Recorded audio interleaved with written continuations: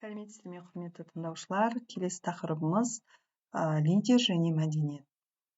Жоспар бойынша лидер және мәдениет ұғымдарын талдау, лидерліктің мәні әлеуметтік мәдени феномен ретінде қарастыру, лидерліктің мәдени ерекшеліктерін атап өту, және де лидерлік дегеніміз бұл адамдарды ортақ мақсаттарға жету үшін ұйымдастыру, шабыттандыру және бағыттау процесі. Лидерлік арқылы топ ішіндегі қатынастар жүйесі қалыптасады. Оның негізгі белгілері мақсат қою және оған жетуге бағыттау, ынталандыру және мотивация беру, басқаларды шешім қабылдауға тарту, ынталандыру және де жауапкершілікті өз мойнына алу. Лидерліктің мәні әлеуметтік мәдени феномен ретінде. Мұнда лидерлікті жаңағы әлеуметтік өзара әрекет процесі, онда бір тұлға, яғни лидер топ мүшелерін ортақ мақсатқа бағыттайды. Оның негізгі сипаттамалары әлеуметтік қатынастар арқылы қалыптасады, лидер топтың құндылықтары мен нормаларын бейнелейді және топ ішіндегі тәртіп пен үйлесімділікті қамтамасыз етеді. Ал лидерліктің әлеуметтік мәдени феномен ретіндегі сипатына тағы да келетін болсақ, әлеуметтік мәдени контекст сипатында лидердің қалыптасуы мен қызметіне ықпал ететін қоғамның тарихи, ұлттық, діни және әлеуметтік ерекшеліктерінің жиынтығы ретінде қарастыруға болады. Және оның негізгі аспектілері құндылықтар мен нормалар, тіл және коммуникация, дәстүрлер, әлеуметтік құрылым. Келесі кестеде лидерлік пен мәдениеттің өзара байланысын қарастырайық. Бұл жерде мәдени фактор және лидерліктің сипатын талдайтын боламыз. Бірінші мәдени фактор ұжымшылдық, яғни бірлескен шешім қабылдау, командалық жұмыс. Дарашылдық, жеке бастама мен жауапкершілікті қолдау. Билік қашықтығының жоғары болуы, қатаң иерархия және бұйрыққа бағыну.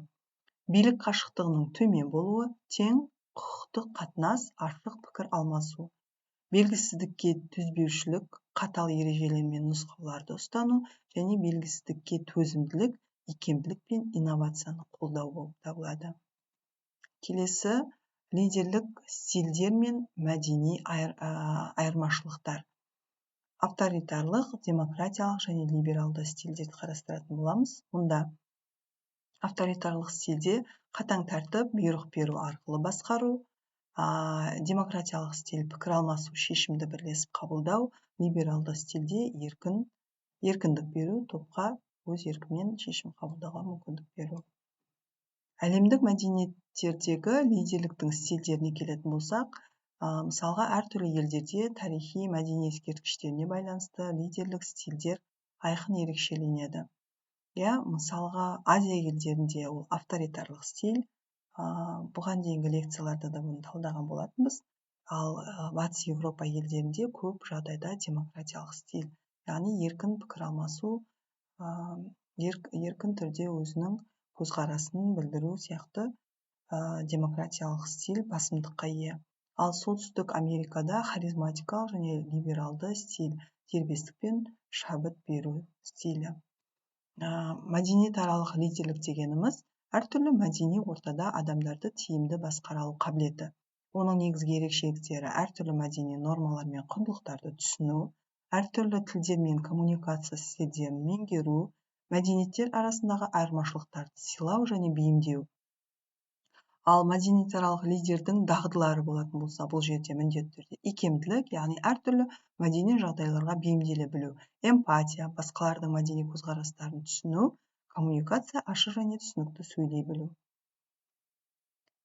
Келесі слайдта осы жаһандану мен лидерлікті талдайтын боламыз. Яғни жаһандану дегеніміз әлемдегі елдер мен мәдениеттердің өзара байланысының күшеюі. Яғни бұл лидерлікке жаңа талаптар мен міндеттерді қояды.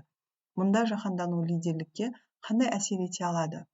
Мысалға, көп мәдениетті орта. Көп мәдениетті ортада лидер әртүрлі мәдениеттермен жұмыс істеуге мәжбүр.